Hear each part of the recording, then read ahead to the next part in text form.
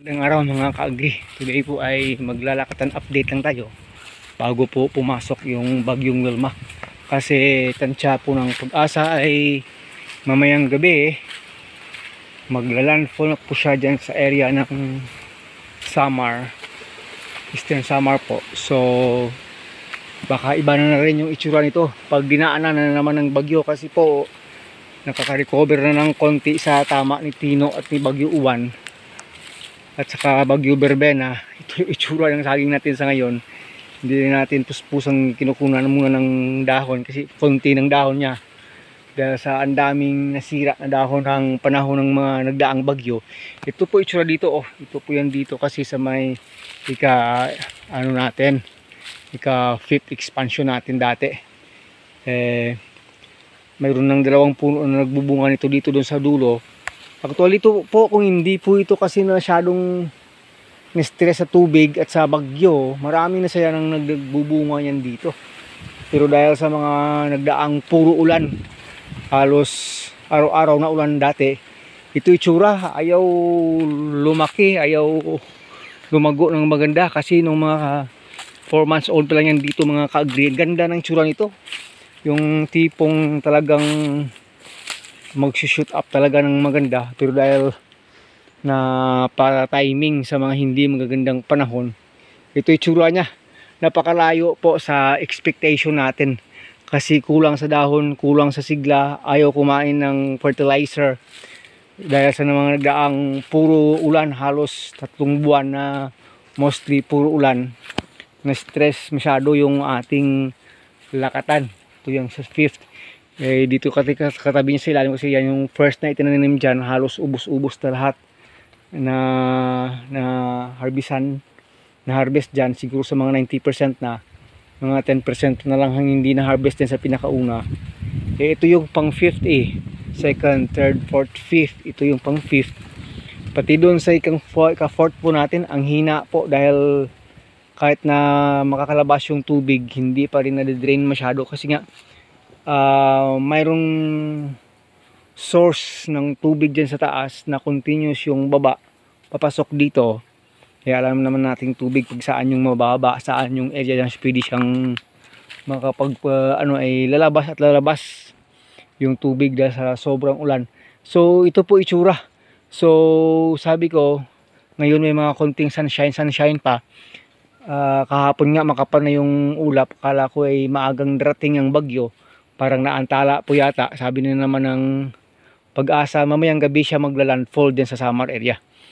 Or bukas ng umaga, malamang na sa mga Central Visayas na siya hanggang tanghali. We will see tomorrow kung ano yung mangyayari dito sa paparating na bagyo. Pero inuunahan na natin siya, pinapakita na natin sitwasyon ng saging dito. So gaganda na sana ito Ito na sana yung time niya magte-take off kung tawag yung ating weather tamang mixklado na, yung hindi masyadong maraming tubig, hindi masyadong maraming sikat. Gaganda na sana ito kasi saging ito mabilis na sana makapag-recover. Pero dahil nga ganun nga po sa mga nangyayari, ito pa lang itsura, parang magre-recover pa lang, may dadaan pang bagyo. Baka last or may susunod pang bagyo kay Wilma. Sinasabi kasi 2 bagyo yung pwedeng dumaan ngayong December. Pag dumaan si Wilma, siya yung first, baka may next pa bago daw magkaka-New Year 2026 na at wala nang bagyo na papasok within this year. Pero baka January meron pa, hindi natin alam, may bagyo. So yun mga ka-agri, yun yung mga gusto natin ipakita sa inyo. Ito yung situation dito ng ating sagingan bago po dadaanan naman ang bagyong Wilma. We will see kung makakapag-update po tayo bago dumating ang bagyo, pagkatapos po ng pagdaan ni Bagyo Wilma. Pero kung parang wala namang malaking diferensya po, hindi na tayo makakapag-update ng ganun. Malamang ibang update. Pero sa ngayon po, inuunahan na natin yung bagyo. Ito yung kalagayan ng ating lakatan dito. Napakapangit po ng itsura. Napakapangit po compare po nung una. Wala pang maraming stress, walang maraming masyadong ulan, walang maraming daan ng bagyo. Napakaiba na po ng itsura ng ating plantation dito. Kulang na po sa alaga. May tama po ng banchitap yung isa. papatayin na naman yan. Eradicate na naman, kukunin natin yan dyan. At ito po, yung mga, pati yung mga followers parang ayaw kumibo ng puspusan, pati followers. Pero pasasaan ba at pag dumaan po yung summer, next na rainy season po, iiba na yung itsura dito. Mas gaganda po. Kahit yung mga follower yan, gaganda at gaganda po pag nagiging tama na yung weather condition natin. Para maipakita na naman sa inyo, kahit sa mga luma na natin ditong taniman ay, ano lang yan, mabilis lang yan mapaganda.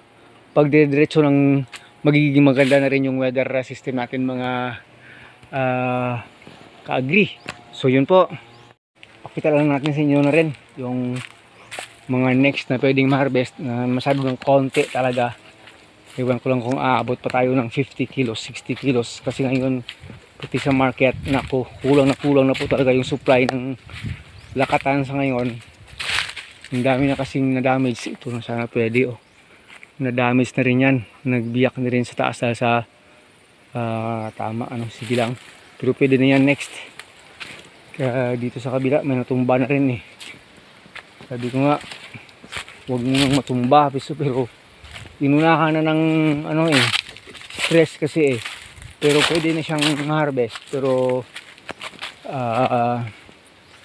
sana ma-maintain pa para next week ay hindi pa siya masisira. Ayun po, may plastic pa yan. Kaso ganyan abot na ng mga manok, pwede na yan na mapinsala ng mga manok. Sabi ko nga alanganin pa. So tingnan natin yung plastic sa taas kasi nga magkaka-burn siya kung meron. Pwede na po siya. Kaso hindi masyado malinis, may madumi-lumi na konti. Pero pwede na po yan, papasok po yan ng segunda, second class. Kasi pag ganitong kulang na yung supply, kahit may mga maitim-itim na konti, kuha pa rin yan Sana hindi madiskusya ng manok yan. So yan po, yung ating isang maliit na latundan dito. Ito, pwede nang ma-harvest yan next week. So may mga ego dito na pinipreserve natin na baka pwede. Ito po, next week ay pwede na yan.